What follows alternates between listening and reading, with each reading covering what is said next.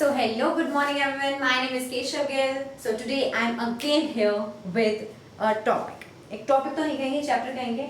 कौन सी क्लास का है? क्लास 10th का चैप्टर है. वन शॉर्ट वीडियो होने वाली है. ठीक है. इस वीडियो में आपका forest and wild life SST का जियोग्राफी का चैप्टर नंबर 2 क्लियर हो जाएगा. ओके. 2026 और 2026 7 वालों के लिए है ये. अब इस चैप्टर में हम पढ़ने क्या वाले हैं, जल्दी से आधे पौने घंटे में चैप्टर खत्म कर देंगे. देखिए अभी what we will study this chapter. पहले पढ़ेंगे बायोडाइवर्सिटी और बायोलॉजिकल डाइवर्सिटी, उसके बारे में पढ़ेंगे. फिर हम पढ़ेंगे फ्लोरा एंड फोना के बारे में. फिर हम पढ़ेंगे फ्लोरा एंड फोना को कंजर्व करने की क्यों जरूरत है. अब कंजर्व कर रहे हैं उनको इंडिया में कैसे? गवर्नमेंट कर रही है कंजर्व और कम्युनिटी कर रही है कंजर्व. गवर्नमेंट में एक और टॉपिक है हमारा, फिर प्रोजेक्ट टाइगर, ये भी पढ़ेंगे हम. फिर last topic we will study types and distribution of forest and wild life resources. ये टॉपिक आपका इन दोनों टॉपिक के बीच में गिवन है, पर हम लास्ट में खत्म करेंगे, एक सीक्वेंस बन जाए हमारा. Okay, so let's start.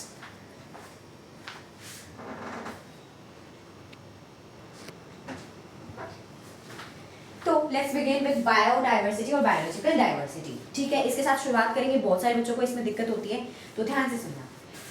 छोड़ो डेफिनेशंस को, छोड़ो जो बुक में दे रखी है, जो हमारे अपनी बनाई है, छोड़ो इन सबको. पहले बार खुद देखो इस वर्ड को, बायो डाइवर्सिटी. बायोडाइवर्सिटी देखो, बायो मतलब भाई सारे एनिमल्स हो गए, प्लांट्स हो गए, और भी जिस तरीके के ऑर्गेनिजम्स होते हैं. ठीक है भाई, very good. Okay, very very good. ये हो गया बायोडाइवर्सिटी. बायो मतलब जिस तरह के एनिमल्स हो गए, प्लांट्स हो गए, different type of organisms. Different types of organism. Give me 1 minute. Different type के ऑर्गेनिजम्स. क्लियर? समझ आया? डाइवर्सिटी का मतलब क्या होता है? जो भी आपने आज तक पढ़ा है उस सारी नॉलेज के अकॉर्डिंग डाइवर्सिटी का मतलब क्या होता है?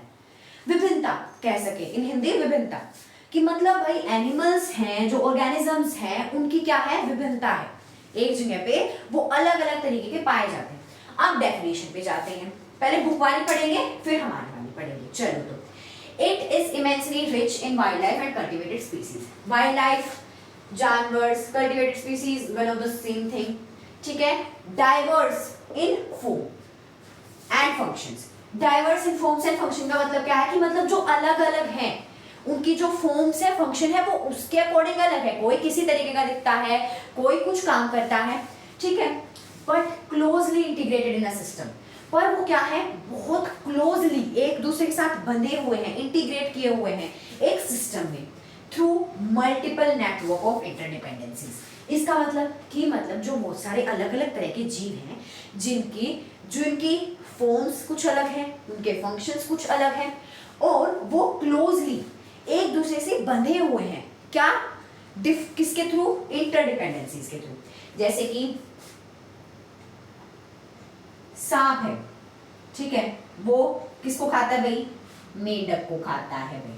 स्नेक मेंढक को खाता है. ओके. अब मेंढक किसको खाता है? मच्छरों को खा लेता है भाई. ठीक है, अगेन एम मॉस्किटोज को खा लेता है. तो ये ऐसे करके क्या है, बहुत सारे इंटरडिपेंडेंट है एक दूसरे के ऊपर. तो भाई इसका फॉर्म फंक्शन अलग है, इसका फॉर्म फंक्शन अलग है, इसका फॉर्म फंक्शन अलग है, पर फिर भी ये क्या है? इंटीग्रेट किए हुए हैं एक दूसरे के साथ. क्यों? क्योंकि ये इंटरडिपेंडेंट है. इंटरडिपेंडेंट है. Clear? Is this clear? Okay bro. अब ये भी ना समझ आई हो तो अपने पेपर में ये भी लिख के आ सकते हो. It means there variety of different plants, animals and other living things. कि भाई वैरायटी है, डिफरेंट डिफरेंट तरीके के हैं, कोई किसी तरीके का है, कोई किसी तरीके का है. इन जो मिलती है एक पर्टिकुलर एरिया में, उसे कहा जाता है बायोडाइवर्सिटी ऑफ दैट एरिया. अब तुम्हारे मतलब जहां भी तुम रहते हो वहां पे मान लो कोई अलग तरीके के जानवर रहते हैं, तो क्या होगा? वो बायोडाइवर्सिटी होगी वहां की. ठीक है, उसे बोला जाता है बायोडाइवर्सिटी. तो ये आई होप सो आपको क्लियर हो गया होगा. इट इज इमेंसली रिच होती है इन wild life and cultivated species. Nothing but कि इसमें बहुत सारे वैरायटी ऑफ जानवर भरे होते हैं. ठीक है, जिनकी फॉर्म्स और फंक्शन अलग है, बट क्लोजली इंटीग्रेटेड है। कैसे? थ्रू अ सिस्टम ऑफ और network of interdependencies. I hope so आपको समझ आया होगा। चलिए अगले टॉपिक पे बढ़ते हैं, फ्लोरा एंड फौना।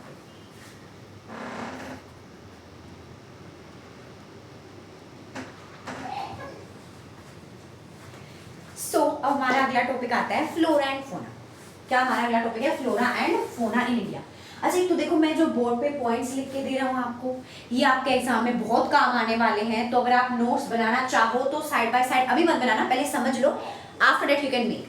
ठीक है, अभी देख लीजिए क्या है flora and fauna in India. हम पढ़ेंगे flora and fauna in India, India में रहने इंडिया के बारे में पढ़ेंगे ना। देखो अब देखो, फ्लोरा, फ्लोरा का मतलब क्या है और फौना का मतलब क्या है बता दे रहे हैं। आपने पढ़ा होगा, आपको आता होगा, पर फिर भी बता दे रहा हूं। फ्लोरा, फ्लोरा यानी पेड़ पौधे, किसी जगह के पेड़ पौधे, और फौना यानी किसी जगह पे पाए जाने वाले जानवर। ठीक है, फ्लोरा एंड फौना कि मतलब कोई डिफरेंट वैरायटी के अगर किसी जगह पे जानवर पाए जा रहे हैं, या डिफरेंट वैरायटी भी छोड़ो, जो जानवर किसी भी जगह पे पाए जाते हैं तो उसे बोला जाता है फौना ऑफ दैट प्लेस। और अलग अलग तरह के फूल पौधे पाए जा रहे हैं, या फूल पौधे जितने भी पाए जा रहे हैं वहां पे, उसे बोलेंगे flora of that place. I hope so यहां तक क्लियर होगा सभी को। चलिए अब आगे पढ़ते हैं, देखते हैं। India is one of the world's richest country in terms of its vast array of biological diversity। नहीं समझ आया होगा, हम किस लिए, नहीं तो करने के लिए हैं। देखिए क्या है, जो इंडिया है ना, वो इस पूरे जो भी कंट्रीज रिचेस्ट हैं, किस टर्म्स में?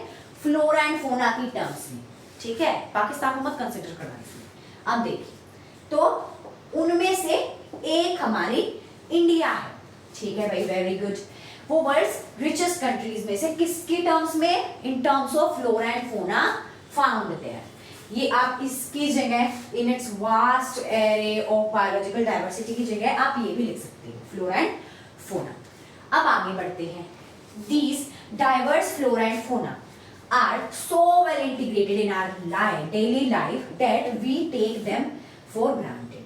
अब देखिए कि जो ये डाइवर्स तरीके के फ्लोरा एंड फौना है हमारे आसपास, उन्हें हम क्या लेते हैं कि वो बहुत अच्छे से हमारी डेली लाइफ के साथ घुले मिले हुए हैं। ठीक है, क्लोजली इंटीग्रेटेड है हमारे डेली लाइफ के साथ। और इसी वजह से हमने क्या मान लिया है? हमने ये मान लिया कि they are granted, we take them for granted. इस लाइन का मतलब क्या है कि हमने ये मान लिया है कि वो पहले भी थे, आज भी हैं और हमेशा रहेंगे। हमने उन फ्लोरा एंड फौना को ये मान लिया है कि वो पहले भी थे हमारे पास, अब भी हैं और सदैव ऐसे ही रहेंगे। पर कैसा होता है? नहीं। ठीक है, फिर हमने देखते हैं but lately they are under a great stress. ठीक है, mainly due to intensity of our environment. क्यों हुआ भाई? जो हमारे वातावरण में चेंजेस हो रहे हैं, ग्लोबल वार्मिंग हो रही है, इतनी हीट बढ़ रही है, जो एडिक्वेट टेम्परेचर चाहिए होता है हर टाइप के एनिमल को, वो नहीं मिल पा रहा है। इसी वजह से क्या हो रहे हैं? वो स्ट्रेस के अंदर है। ऐसे नहीं कि वो ऐसे जानवर ऐसे गाय ऐसे सर पकड़ के बैठी, ओ मेरा स्ट्रेस हो गया, नहीं। क्या है? उनकी लाइफ को खतरा है, वो डेंजर में है। ठीक है, क्यों है? इंसानों की वजह से ही है। ठीक है, चलिए अब फिर conservation preserves the ecological diversity. इस और जो कंजर्वेशन है ना, वो प्रिजर्व करती है हमें, किसको? इकोलॉजिकल डाइवर्सिटी को। ठीक है, and our life support system. हमारा लाइफ सपोर्ट सिस्टम क्या है? Water, air and soil. तो इसी कारण की वजह से जो हमारा जो कंजर्वेशन है वो प्रिजर्व करता है इकोलॉजिकल डाइवर्सिटी को, कल्चरल डाइवर्सिटी को। ठीक है, इकोलॉजिकल पेड़ पौधों वाली डाइवर्सिटी को, कल्चरल डाइवर्सिटी को, ठीक है, प्रिजर्व करके रखता है। ठीक है, क्या करके रखता है? प्रिजर्व करके। इकोलॉजिकल की जगह आप बायोलॉजिकल भी लिख सकते थे, बायोलॉजिकल। ओके, तो और ये क्या करता है? वाटर, एयर और सोइल को प्रोटेक्ट करने में भी हेल्प करता है, सपोर्ट करता है बेसिकली। ठीक है, क्योंकि अगर देखो, अगर क्या कहेंगे, ऐसे जानवर ही नहीं बचे जो नए पेड़ पौधे उगने में हेल्प करते हैं। ठीक है, तो क्या होगा? वो कभी उगेंगे नहीं। तुम्हारा वाटर जो हमारा सपोर्टिव सिस्टम है, पेड़ पौधे, जंगल, ये सब कुछ नहीं हो पाएगा। क्लियर? तो ये थे हमारा points about flora and fauna. अब लास्ट के अगर आप 2 पॉइंट्स देखो ना, तो ये हमें क्या दिखा रहे हैं, ये हमें क्या दिखा रहे हैं कि भाई कंजर्वेशन इज इंपॉर्टेंट, कि भाई कंजर्वेशन जो है वो बहुत ही इंपॉर्टेंट है। ये सारे ही पॉइंट कंसीडर कर सकते हैं हम। अगर आपके लिए पूछ लिया जाए पेपर में व्हाई कंजर्वेशन इज इंपॉर्टेंट, तो ये और ये पॉइंट लिख के आना है आपको पेपर में, you will for sure get the marks. ठीक है, तो इन दोनों पॉइंट से आप हमें समझ आता है, या इन सारे पॉइंट से हमें समझ आता है कि भाई कंजर्वेशन जरूरी है, हमें जानवर को बचा के रखना पड़ेगा। वो पहले थे, आज है, पर आगे नहीं रहेंगे। ठीक है, कुछ तो अब भी नहीं है, विलुप्त हो चुके हैं। ठीक है, तो इसलिए कंजर्वेशन इंपॉर्टेंट है। अब कंजर्वेशन कैसे होता है, एक होता है गवर्नमेंट कंजर्व करती है और एक कम्युनिटी कंजर्व करती है। तो वो देखेंगे हम कैसे होगा। चलिए तो उस पर बढ़ते हैं।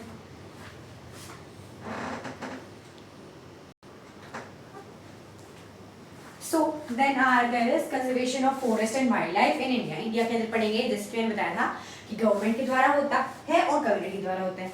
अब पहले हम पढ़ रहे हैं कौन सा गवर्नमेंट वाला, कौन सा गवर्नमेंट वाला। ठीक है ना सभी को? चलिए तो स्टार्ट करते हैं। कंजर्वेशन देखो, पहला वाला तो सेम पॉइंट रहेगा, पहले हमें बताना है कि क्यों जरूरी है। तो conservation preserves the ecological cultural diversity, और ये प्रिजर्व करता है किसको, हमारे लाइफ सपोर्ट सिस्टम को, वाटर, एयर एंड सॉइल, जैसे कि हम पीछे डिस्कस करके आए हैं जस्ट। फिर हमारा आता है इन 1960s एंड 1970s। 1960s और 1970s में क्या हुआ, जो कंजर्वेशनिस्ट थे उन्होंने डिमांड की national wild life protection programme की, कि भाई सरकार क्या कर रहे हो, एक national wild life protection programme launch करो। ठीक है, उसके बाद सरकार ने क्या किया, the Indian wild life protection act was implemented. एक होता है पास करना, एक होता है इम्प्लीमेंट करना। ठीक है, दो बोथ थिंग्स आर डिफरेंट। तो उन्होंने इम्प्लीमेंट कर दिया कब, 1972 में। अब ये क्या बात है, हमें जियोग्राफी में भी डेट याद करनी पड़ेगी, कितनी दिक्कतें करनी पड़ेगी। ठीक है, इसमें है डेट्स, इस चैप्टर में थोड़ी बहुत है और बहुत इजी है। ठीक है, हो जाएंगे याद। फिर हमारा आ गया, अब ये समझ आया। ठीक है भाई, फिर हमारा आता है the thrust of the programme. अब आपको ये वर्ड समझ नहीं आएगा, इसको बोलते हैं मेन मोटिव।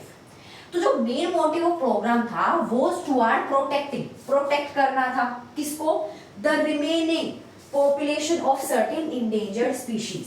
ठीक है, ये क्या बात है, अरे भाई अब जो मर गए हैं उन जानवर के, जो मानो इंडेंजर्ड स्पीशीज है। ठीक है, ठीक है, मानो टाइगर, ये टाइगर हमारे पहले थे 5500, ठीक है, 55,000, अब बच गए 1827। ठीक है, अब भाई मरे वालों को तो ना कब्र से वापस लेके आओगे नहीं ना, इन्हें प्रोटेक्ट करोगे इन्हें। तो क्या है, the main motive of the programme was toward protecting the remaining population of certain endangered species. जो कुछ इंडेंजर्ड स्पीशीज है, कुछ इंडेंजर्ड स्पीशीज है, उनके जो रिमेनिंग पॉपुलेशन है उनको प्रोटेक्ट करना। कैसे करेगी, बैनिंग करेगी, हंटिंग, गिविंग करेगी legal rights, legal protection to habitat. ठीक है, क्या करेंगे भाई, क्या करेंगे, बैन कर देंगे हंटिंग उन जानवरों की। ठीक है, और लीगल प्रोटेक्शन दे देंगे उनके हैबिटेट को। अब अगर वैसे ही मैं बोल दूं कि भाई हाँ जो ये जंगल का एरिया है प्रोटेक्टेड है, अब तुम इसमें से कुछ नहीं कर सकते, तो ऐसे थोड़ा लोग मानेंगे लोग ऐसे नहीं मानेंगे। इसीलिए लीगल प्रोटेक्शन दे दी उनके हैबिटेट को। And restriction to trade in wild life, और रिस्ट्रिक्ट कर दिया, रिस्ट्रिक्टिंग क्या कर दिया, ट्रेड जो होता था व्यापार। ठीक है, मान लो कुछ जगह पे एक शेर मिलता है, उसके दांत से बहुत ही अच्छी चीज बनाई जा सकती है, तो उसको उठाया, ट्रेड कर दिया, उसके दांत निकाल के ट्रेड कर दिया। तो ऐसे जो वाइल्ड लाइफ में ट्रेड होते हैं उन पे रिस्ट्रिक्शंस लगा दी गई। अब आगे चलते हैं। अब ऐसे ही subsequently side by side central government और मैनी स्टेट गवर्नमेंट, यहाँ पे सेंट्रल गवर्नमेंट्स मत लिख के आना, एक ही होती है, मैनी स्टेट गवर्नमेंट उन्होंने एस्टैब्लिश किया क्या, नेशनल पार्क एस्टैब्लिश किए। ठीक है, और वाइल्ड लाइफ सेंचुरीज एस्टैब्लिश की। ठीक है, नेशनल पार्क में वो वाले पार्क में बच्चे खेल रहे हैं नहीं, यहाँ पे जानवरों के बच्चे खेलेंगे। ठीक है, remember that. Wild life centuries कि इनमें जानवरों को रखा गया, उन प्रोटेक्टेड जानवर्स को, ठीक है। जानवर्स देखो भाई इंग्लिश किस लेवल के, जानवर्स, वाह वाह वाह वाह। आगे देखते हैं, फिर हमारा the central government also announced several projects for protecting specific animals which were gravely threatened। अब जो भाई मतलब जो सेंट्रल गवर्नमेंट थी उसने क्या कर दिया, अनाउंस कर दिया कि भाई कुछ कुछ जानवर जो है ये जो ग्रेवली थ्रेटेंड है, मतलब कि भाई जिनकी लाइफ को डर है, थ्रेट है कि वो इंडेंजर्ड स्पीसीज हैं, ठीक है। इंडेंजर्ड यानी डेंजर के अंदर हैं, जो एक्सटिंक्ट हो सकती हैं कभी भी, तो उनके लिए क्या किया, अनाउंस कर दिए several projects for protecting specific animals. उनमें कौन कौन से थे, टाइगर था, सबसे पहले टाइगर था, ठीक है। इस टाइगर के बारे में अच्छे से पढ़ेंगे। The one horn rhinoceros, the Kashmir Stag जिसे हंगुल भी बोला जाता है। अब 3 टाइप ऑफ क्रोकोडाइल भी आते हैं, क्रोकोडाइल के भी 3 टाइप, हाँ भाई हाँ। पहला होता है फ्रेश वाटर, फिर सोल्ट वाटर क्रोकोडाइल, और फिर होता है घड़ियाल। घड़ियाल तो पता होगा, है घड़ियाल पता होगा सभी। फिर आता है एशियन लायन था इसके अंदर, और भी अदर्स, और भी बहुत सारे थे। ये थे उस टाइम के। अब रिसेंटली क्या हुए हैं, रिसेंटली कौन कौन से, द इंडियन एलिफेंट, ठीक है, ब्लैक बक चिंकारा जिसे बोलते हैं, द ग्रेट इंडियन बस्टर्ड, ठीक है, गोंडवाना जिसे बोलते हैं, एंड द स्नो लेपर्ड और स्नो लेपर्ड एक्सेट्रा, ठीक है। अब ये कुछ पॉइंट्स हो गए हैं। अभी जो ये यहाँ से यहाँ तक के पॉइंट है ना, ये आप किस आंसर में इंक्लूड करोगे, किस आंसर में इंक्लूड करोगे कि गवर्नमेंट ने किया क्या, तो फिर यहाँ से लिखना स्टार्ट कर सकते हो और यहाँ से भी लिखना स्टार्ट कर सकते हो। अब ये खत्म नहीं हुआ है, बस 2-3 पॉइंट्स और रहते हैं इसमें, then it will be over. Okay, so be with मी।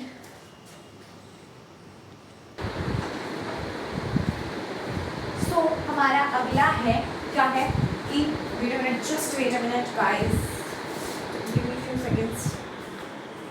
फिर हमारा अगला है कि गवर्नमेंट में हमारे कुछ पॉइंट्स रह गए थे, 2-3 पॉइंट्स, तो वो आ गए हैं अभी। अब हमारे इसके बाद गवर्नमेंट पूरा हो जाएगा, बस गवर्नमेंट में एक चीज रह जाएगी, प्रोजेक्ट टाइगर, वो करेंगे इसके बाद। अब हमारा है द कंजर्वेशन प्रोजेक्ट। देखो वो हमारा लास्ट पॉइंट क्या था ना, आपको कौन कौन से एनिमल हमने इंक्लूड किए थे, ठीक है, उसके बाद से यहाँ पे पॉइंट है, ठीक है। ये सारे लिख के आने आपको पूछे जाएगा। तो देखो इस पे बहुत ही अच्छा 5 नंबर का क्वेश्चन बनता है कि गवर्नमेंट ने क्या क्या स्टेप्स लिए कंजर्व करने के लिए, तो वहां से इंप्लीमेंटेड से लेके यहाँ तक कर देंगे सारे, ठीक है। और एक बीच में पॉइंट ऐड कर देना प्रोजेक्ट टाइगर के बारे में, ठीक है, कि भाई अप्रैल में 1973 में पास किया गया था। चलो भाई स्टार्ट किया गया था। अब इसमें जो कंजर्वेशन प्रोजेक्ट्स हुए आर नाउ फोकसिंग, वो फोकस करें किस पे, ऑन बायोडाइवर्सिटी। मतलब बायोडाइवर्सिटी यानी सब पे, जितने, मतलब वो मैं समझता हूँ वो डेफिनेशन, पर अभी यहाँ पे क्या है कि मतलब सारे जानवर जितने भी हैं, रेदर देन कुछ पे, ठीक है, कुछ ही जानवर पे। जैसे कि पहले मतलब क्या हो गया कि जैसे मान लो पहले क्या करते थे कि भाई थोड़े थोड़े जानवर ले ले, मान लो कुछ बड़े बड़े जानवर थे, फिर जानवर्स आ गया, एनिमल्स, जो बड़े बड़े एनिमल्स थे उनको हमने ले लिया, ठीक है। अब क्या हो रहा है, जो गवर्नमेंट है वो फोकस करिए कंजर्व करने पे, किन्हें, बायोडाइवर्सिटी को कंजर्व करने पे सोच रही है। वो ये नहीं सोच रही कि बस थोड़े इससे कंपोनेंट बचा लिए, थोड़े कंपोनेंट बचा लिए, नहीं, सभी जानवर को, ठीक है। Even insects are beginning to find a place in conservation planning, कि भाई इंसेक्ट्स ने भी कंजर्वेशन की जो प्लानिंग्स होने लगी है उनमें पार्ट लेना स्टार्ट कर दिया कीड़े मकोड़ों ने। In the notification under the Wildlife Act of 1980 and 1986, 1980 के और 1986 के वाइल्ड लाइफ जो एक्ट था उसकी नोटिफिकेशन आई सबके पास, क्या कि भाई 1980 और 1986 में क्या कि जो several hundred butterflies हैं, बहुत सारे 100 butterflies, moths, beetles and 1 dragonfly, बताओ कितनी ज्यादती हुई, बेचारी एक ही ड्रैगन फ्लाई हो पाई, ठीक है, स्पीशीज मतलब है ओनली 1 ड्रैगन फ्लाई की स्पीशीज हैव बीन ऐड हो गई है भाई, ये हो तो गया, इतने सारे, इनके साथ क्या हुआ है, ये ऐड कर दी गई है in the list of protecting species. यानी अब से ये जो ये है 100 butterflies, several hundred butterflies, moths, beetles and 1 dragonfly have been add कर दी गई है लिस्ट ऑफ प्रोटेक्टिंग स्पीशीज से, अब से इन्हें भी प्रोटेक्ट किया जाएगा। अब आगे देखें भाई, देखो बायोडाइवर्सिटी में तो मतलब फ्लोरा भी आता है। अब देखिए, तो in 1991 for the first time, सबसे पहली बार, plants were also added to the list starting with 6 species. 6 species के साथ स्टार्ट करते हुए जो प्लांट्स भी थे वो ऐड होने लगे in the list of protected species में। ठीक है, ये समझ आया आपको? 6 स्पीशीज के साथ स्टार्ट हुआ था, अब वो कैरी ऑन आगे बढ़ती जाएंगी। ठीक है, इसके बाद क्लियर। अब इस कंजर्वेशन गवर्नमेंट वाले में बस एक चीज रहती है, क्या रहती है? बस एक चीज रहती है, बस एक, क्या? अरे भाई बोलो क्या? अरे प्रोजेक्ट टाइगर रह गया हमारा। चलो तो वो कर लेते हैं।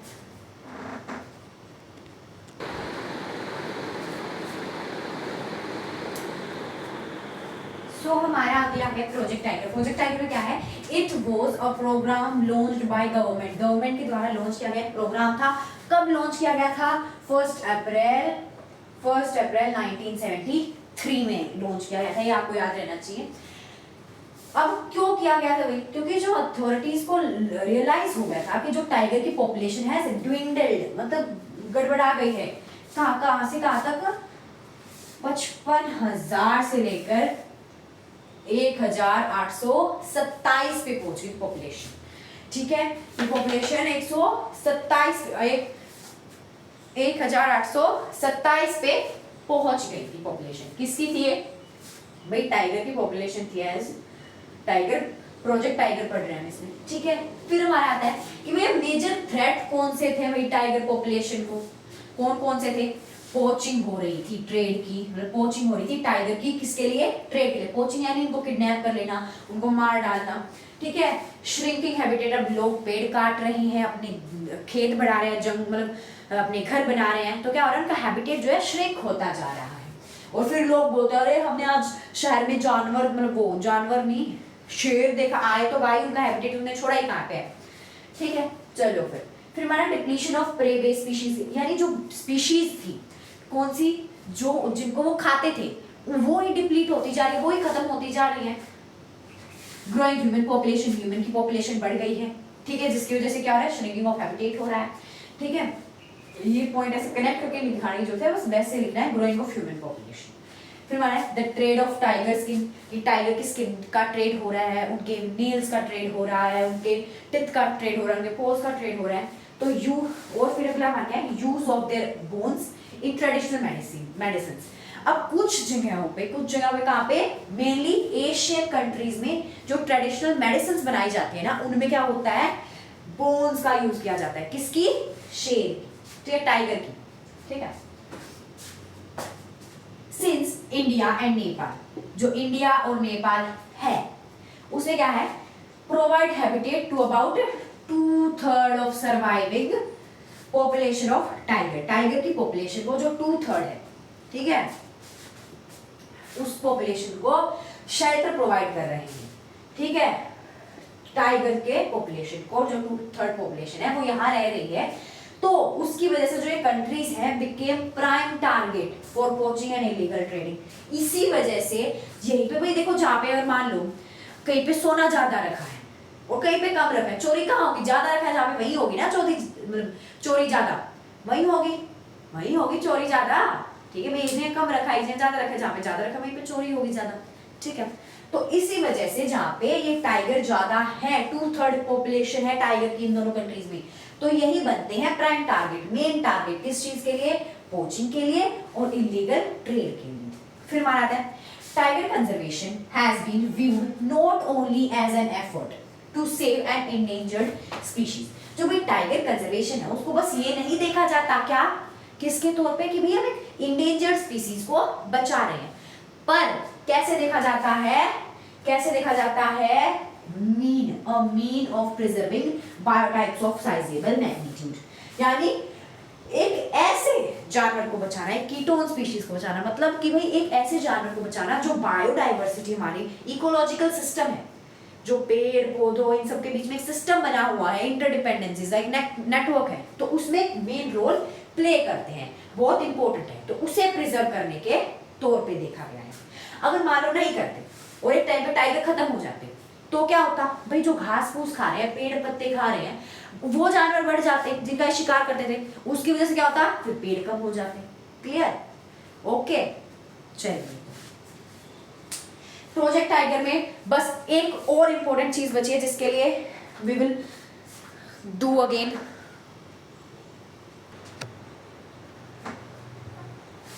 सो नाउ हमारे प्रोजेक्ट टाइगर में कुछ wild life sanctuaries, national parks, tiger reserves दे रखे थे।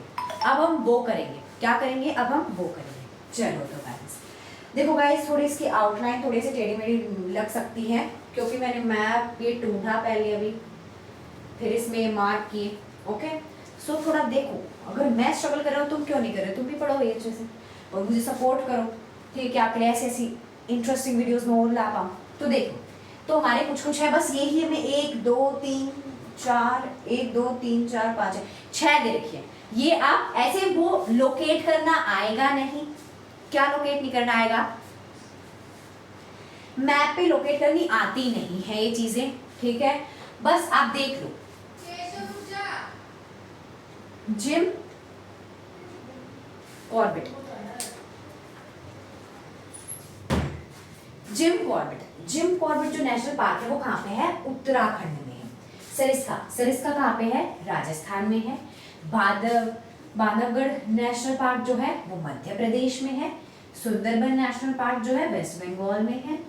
पेरियार केरला में है। मानस टाइगर रिजर्व आसाम में है, ठीक है? तो ये सारी चीजें हैं। ये बस आपको 1 2 3 4 5 6 याद कर लो।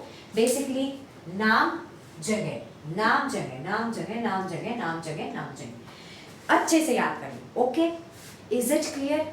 चलिए, तो बस हमारा प्रोजेक्ट टाइगर कंप्लीट हो गया है। यही नहीं है, और भी बहुत सारी हैं, ठीक है? काजीरंगा और भी बहुत सारी है, रणथंभौर, ठीक है? मैं नहीं याद है, बट अभी फिलहाल के लिए आप ये याद रखो। क्लियर? इसके बाद अब स्टार्ट करते हैं कि क्या conservation of forest and wild life by community. चलिए तो स्टार्ट करते हैं।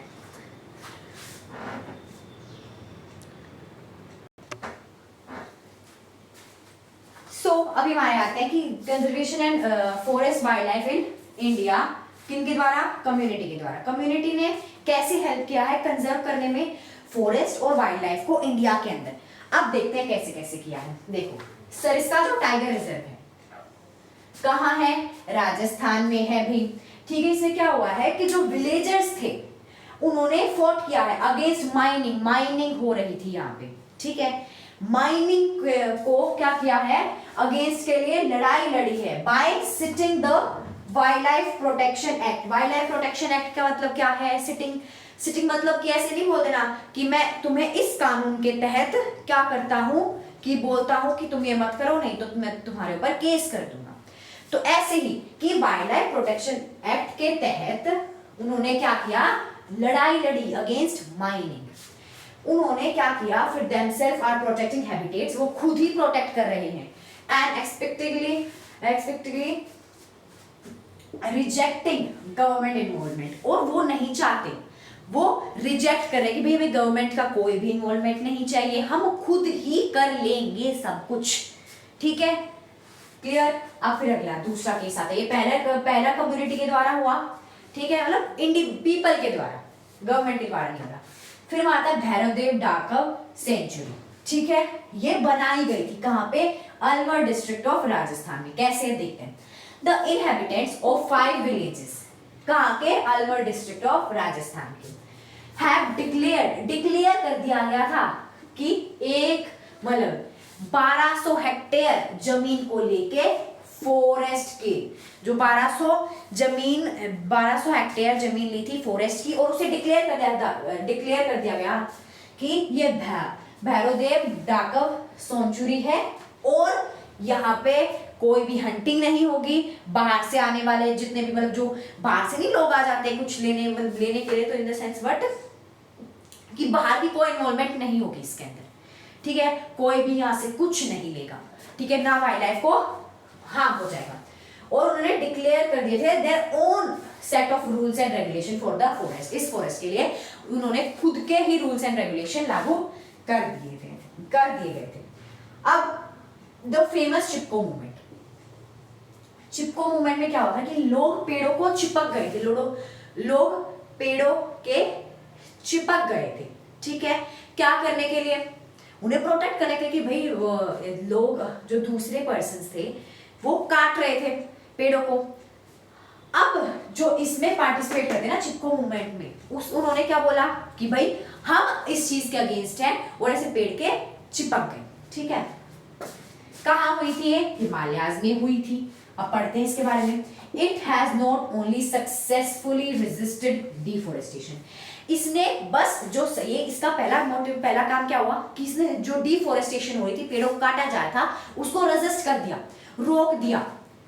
और यही नहीं, उन्होंने क्या किया, उन्होंने क्या किया, दिखाया दैट कम्युनिटी अफोरेस्टेशन, यानी मिलके लोगों के द्वारा, कम्युनिटी के द्वारा क्या हो सकती है, अफोरेस्टेशन हो सकती है।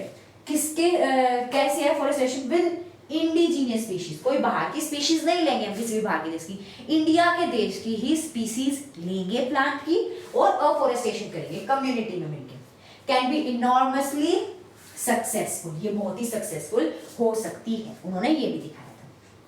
ठीक है, फिर हमारा था बीज बचाओ आंदोलन, ये तहरी में हुआ था एंड नवदन्या में। Navdanya basically NGO type. It has shown that adequate level of diversified crop production without the use of synthetic chemicals are possible and economically viable। इसका मतलब क्या है कि उन्होंने दिखाया था कि अच्छी अमाउंट की विभिन्नता के साथ बहुत तरह की अच्छी अमाउंट में फसल उगाई जा सकती है बिना किसी भी सिंथेटिक केमिकल का यूज करके, वो उगाई जा सकती है और वो इकोनॉमिकली बहुत वायबल भी है, मतलब बेनिफिशियल भी है। ठीक है, ये होगी हमारी 4 जो कम्युनिटीज के बारे में 4 पॉइंट्स थे। अब एक 5वां और रह गया JFM, जॉइंट फॉरेस्ट मैनेजमेंट, उसके ऊपर I will come with you on the next. Okay, so please wait.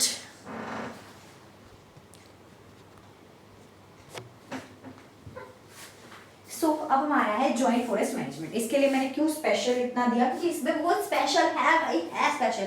इसमें क्या स्पेशल है? पिछले वाले में कम्युनिटीज काम करती थी, अब इसमें क्या है कि गवर्नमेंट भी साथ में काम कर रही है और कम्युनिटी भी। The special thing is this. कैसे? अब देखिए, पर आता है कम्युनिटी के अंडर, ये याद रखना। अब joint forest management JFM, under joint forest management program village communities are assigned responsibilities to protect and manage the nearby forest। अब इसके अंडर क्या होता है कि under this joint forest management, इस प्रोग्राम के अंडर क्या होता है, जो सरकार होती है वो लोगों को, विलेज के लोगों को, लोकल्स को, ट्राइबल्स को क्या कर देती है, असाइन कर देती है ड्यूटीज, रिस्पॉन्सिबिलिटीज। क्या कर देती है? असाइन कर देती है ड्यूटीज, रिस्पॉन्सिबिलिटीज। ठीक है, क्या करने की? प्रोटेक्ट करने की और मैनेज करने की नियर बाय फॉरेस्ट को। ठीक है, अब आगे चलते हैं। ये the program has been in formal existence, वो फॉर्मल एग्जिस्टेंस में था, ये चल रही थी इसको बातचीत सिंस 1988 तक वो फॉर्मल एग्जिस्टेंस में ही था। ठीक है, बस फॉर्मली ही था ये। ठीक है, 1988 तक। व्हेन, उसके बाद क्या हुआ? When the state of Odisha, और जो स्टेट ऑफ ओडिशा था उसने क्या कर दिया? पास कर दिया था first resolution of joint forest management. याद रखना है, कब तक था वो फॉर्मल एग्जिस्टेंस में था 1988 तक। उसके बाद जो ओडिशा था उसने पास कर दिया फर्स्ट रेजोल्यूशन, ठीक है, ऑफ जॉइंट फॉरेस्ट मैनेजमेंट। अब वो प्रैक्टिकली भी होने लगा। ठीक है, उसके बाद देखिए, अब जॉइंट फॉरेस्ट मैनेजमेंट क्या होती है? डिपेंड करती है on the formation of local institution. Local institution यानी जो विलेजर्स के द्वारा, विलेज के इंस्टीट्यूशंस बनने पे डिपेंड करती है। डेट अंडरटेक प्रोटेक्शन, जो अंडरटेक करते हैं प्रोटेक्शन को, प्रोटेक्शन एक्टिविटीज को, मोस्टली ऑन डिग्रेडेड फॉरेस्ट। कैसे फॉरेस्ट पे? जो डिग्रेड हो चुके हैं फॉरेस्ट पे। ठीक है, फॉरेस्ट लैंड पे जो कि मैनेज्ड थे बाय फॉरेस्ट डिपार्टमेंट। ठीक है, अब ये मैनेज का मतलब क्या हो गया भाई, ये भी देखेंगे। अब कुछ फॉरेस्ट मैनेज होते हैं गवर्नमेंट के द्वारा, कुछ फॉरेस्ट नहीं होते, तो ये वो है जो मैनेज्ड है। ठीक है, ये वो है जो मैनेज है। इसके बारे में हम पढ़ेंगे, types and distribution of forest. रुके रहिए, बने रहिए हमारे साथ। फिर आगे देखिए, ये समझ आया कि इसमें इंस्टीट्यूशन बनाए जाते हैं जिसमें लोग होते हैं, गांव के लोकल्स होते हैं, जो क्या करते हैं? प्रोटेक्ट करते हैं और मैनेज करते हैं डिग्रेडेड लैंड, डिग्रेडेड फॉरेस्ट को। इन रिटर्न, अब भाई ऐसे कोई ड्यूटी सौंप रही है, रिस्पॉन्सिबिलिटी गवर्नमेंट सौंप रही है, तो कुछ करने भी तो देगी, तो इन रिटर्न को क्या मिलता है वापसी में? The members of these communities, इन कम्युनिटीज के member are entitled to intermediary benefits, यानी इनको बेनिफिट्स मिलते हैं। कैसे बेनिफिट्स? कि भाई ये कलेक्ट कर सकते हैं नॉन टिम्बर फॉरेस्ट प्रोड्यूसर्स को, जो इनको मिल जाते हैं भाई ऐसे जो टिम्बर होता है, ठीक है, उसका प्रोडक्शन, उसे छोड़ के जो भी नॉन टिम्बर प्रोड्यूस कर रहा है ना फॉरेस्ट, उसे कलेक्ट करने का इनको आजादी होती है। किनको? मेंबर ऑफ जीएफएम को, ठीक है, इनकी कम्युनिटी, मेंबर ऑफ जीएफएम को, जो जीएफएम की कम्युनिटीज बनाई जाती है ना, कम्युनिटीज के मेंबर। और कभी कभी अगर बहुत सक्सेसफुली प्रोटेक्ट कर लिया जाए, प्रोटेक्शन हो जाए, तो उनको टिम्बर की हार्वेस्ट में भी शेयर्स मिल जाते हैं, ठीक है, ये क्लियर हुआ? This was GFM. और ये सिर्फ ओडिशा में नहीं था, मैनी स्टेट्स में था, ठीक है, बहुत सारे स्टेट्स में लागू किया गया, ठीक है, ये था जीएफएम।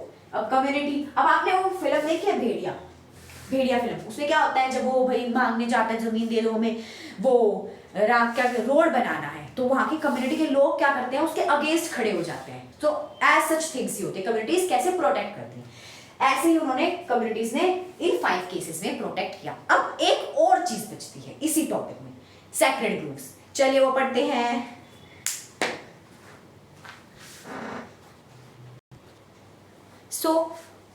अब हमारा है सैक्रेड ग्रुव्स, बस कुछ समय और वेट कर लो, then this chapter will be over, और ये आपका चैप्टर बिल्कुल पक्का हो जाएगा, ठीक है, आपके फाइनल के लिए, आपके प्री मिड एनीथिंग, सब चीजों के लिए।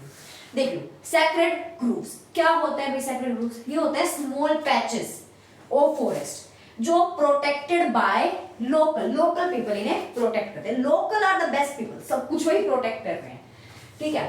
People believe these forest are the homes of gods and goddesses, ठीक है, क्या है कि ये होम है किनके? देवी देवताओं के, इसीलिए they do not cut trees and harm animals in these forest, और दूसरों को भी रोकते हैं ये करने से। ये इन फॉरेस्ट को ऑलमाइटी पावर्स की तरह ट्रीट करते हैं। ऑलमाइटी पावर्स मींस सबसे ऊपर वाली पावर की, बस उन पावर से ऊपर कुछ नहीं, भगवान की तरह ट्रीट करते हैं, ठीक है। इनकी सोल देखते हैं, जैसे कि आत्मा, जंगल की भी एक आत्मा होती है, ऐसा मानते हैं, ठीक है। This tradition helps to protect forest and wild life, और ये ट्रेडिशन हेल्प करता है प्रोटेक्ट करने में फॉरेस्ट और वाइल्ड लाइफ को, ठीक है। अब कुछ ऐसी कम्युनिटीज हैं जो पूजती हैं कुछ पेड़ों को, कौन सी कम्युनिटीज हैं वो देख लीजिए, ठीक है। और किन पेड़ों को पूजती है? जिनको वो सालों से बचाती आ रही है, टाइम इमोरियल से बचाती आ रही है। देखो, पहले हमारे मुंडास एंड संथाल, कहाँ के? छोटा नागपुर रीजन के। वो क्या करते हैं? देखो भाई, sorry for the pronunciation, Mahua बासिया latifolia, बासिया latifolia, जो भी है, देखो तुम देख लो बस, कड़म्बा एंथोकेफिलस कड़म्बा, ठीक है। ये क्या है? ट्रीज हैं, ये ऐसे कुछ जानवरों के नाम नहीं है, ये जानवरों के भी ऐसे नहीं होते, ठीक है, ये ट्रीज के नाम है। फिर देखो, वो जो ट्राइबल है ओडिशा और बिहार के, वो टेमराइड और मैंगो, यानी ये क्या है? ये देखो, ये जो ये पीछे देख रहे हैं, ये क्या है? साइंटिफिक नेम्स हैं, टेमेरेंडस इंडिका और मैंगीफेरा इंडिका, ठीक है, इंडिका, ठीक है। ये समझ आया? ये कब करते हैं इनको? वेडिंग्स के दौरान,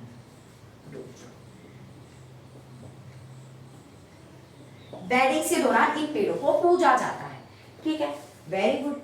फिर हमारे और हम में से बहुत सारे पक्का इन वाले पेड़ों को पूजते मिले। कौन से है ये? पीपल का पेड़ और बनियन पेड़, बरगद का पेड़, ठीक है। चलिए भाई, ऐसा क्यों करते हैं? भाई सवाल आएगा तुम्हारे मन में कि क्यों करना ही क्यों है ये? क्यों? क्योंकि ये इनको कंसीडर करते हैं एज सेक्रेड, ये इनको ऐसे कंसीडर करते हैं, ठीक है। ये समझ आया? ये था हमारा last second chapter of the video. छोड़ के नहीं जाना अभी, अरे रुको भाई यार, उठ जाते हो यार तुम, जो भी भागने लग जाते हो, रुको बस। एक छोटा सा टॉपिक रहता है, after that this chapter will B, दखल कर देंगे इस चैप्टर को। बीच में एक छोटी सी बात पढ़ेंगे, ठीक है। वो I will not right on the board, I will just speak. Gautam Buddha ने बोला है कि जो पेड़ है वो विचित्र वो है, is a peculiar thing, object है, एक लिविंग ऑर्गेनिज्म है। क्या? पेड़। वो सबको सब कुछ प्रोवाइड करता है, बदले में मांगता कुछ नहीं है। अब हमें ही देख लो, हम किसी को प्रोवाइड करने के लिए तो चलो भाई राजी भी हो जाएंगे, पर बदले में कुछ चाहेंगे भी तो, ठीक है, भला भी करे तो दुआएं चाहेंगे, ठीक है। पर पेड़ ऐसा कुछ भी नहीं करता, वो सबको सब कुछ देता है, पेपर, रबड़, या आपने छोटी क्लास में पढ़ा हुआ, बहुत कुछ देता है सभी को, पर बदले में कुछ नहीं मांगता है हमसे, बदले में कुछ भी नहीं मांगता है। इवन जो आदमी उस पेड़ को काटने वाला है या काट रहा है उसको भी छाया देता है, छांव में बैठाता है उसको भी, ठीक है, अपनी शेड देता है। क्लियर? तो ये गौतम बुद्धा ने कहा था। अगर ये आ जाए किसके द्वारा कहा गया, तो गौतम बुद्धा के द्वारा कहा गया है, ठीक है। अगर ये लिखना आ जाए कि क्या कहा है, तो अगर आपको बिल्कुल एग्जैक्ट लाइन याद है जो दे रखी है बुक के मतलब चैप्टर के एंड में, तो वो लिखाना कोटेशन ब्रैकेट्स के अंदर, पर नहीं है तो वो मत लगाना, ठीक है, अपने वर्ड्स में इनडायरेक्ट स्पीच की तरह लिख देना। क्लियर? ये समझ आया? बस एक लास्ट टॉपिक रहता है, types and distribution of forest. Clear? वो करेंगे, देन वी विल दखल this chapter. So this is the last topic. Finally इस वीडियो का अंत होगा। आपको तो छोटी सी वीडियो देखने को मिलेगी, मैक्स टू मैक्स 1 घंटे की देखने को मिलेगी। I am working from 3 hours continuously, 3 hours continuously I am working. कभी रेस करो, कभी वो करो, लिखो, मुझे 3 घंटे हो गए हैं, तो अभी देख लीजिए। तो इतनी मेहनत हम कर रहे हैं तो आप भी करिए, पढ़िए, जरा हमें सपोर्ट कीजिए, लाइक कीजिए, सब्सक्राइब कीजिए। चलो पहले वो करो, तुम, मैं पढ़ा ही रहे थे, तुम नहीं कर रहे, हाँ पहले वो करो। अब ये सुनो, तो जो टाइप और डिस्ट्रीब्यूशन है वो forest and wild life resources 3 basis पे किया गया है। Reserve forest, protected forest, अनक्लास्ड forest. चलिए भाई, रिजर्व फॉरेस्ट क्या होते हैं भाई? रिजर्व फॉरेस्ट जो होते हैं मोस्ट वैल्यूएबल फॉरेस्ट होते हैं, ये सबसे ज्यादा वैल्यूएबल फॉरेस्ट, सबसे ज्यादा वैल्यूएबल फॉरेस्ट होते हैं ये। अब क्या होता है, more than half of the total forest land, जितना भी है हमारी कंट्री में, जितना भी फॉरेस्ट लैंड है उससे आधे से ज्यादा जो है वो डिक्लेयर कर दिया गया है रिजर्व फॉरेस्ट के तौर पे, उसे प्रोटेक्ट करके रखा है। और इसमें एंट्री जो होती है इज नॉट अलाउड, इसमें लोग एंटर नहीं कर सकते, कुछ भी नहीं ले सकते। क्यों है ऐसा? क्योंकि भाई प्रोटेक्ट कर रहे हैं फॉरेस्ट और वाइल्ड लाइफ उसके अंदर की। फिर आता है हमारा प्रोटेक्टेड फॉरेस्ट। भाई प्रोटेक्ट कर रहे हैं, प्रोटेक्ट कर रहे तो इसको ये भी होना चाहिए, नहीं। प्रोटेक्ट फॉरेस्ट क्या होता है, वो तो रिजर्व हो रहा है, नॉर्मली फॉरेस्ट रिजर्व किया जा रहा है एनिमल्स के लिए और फॉरेस्ट के लिए।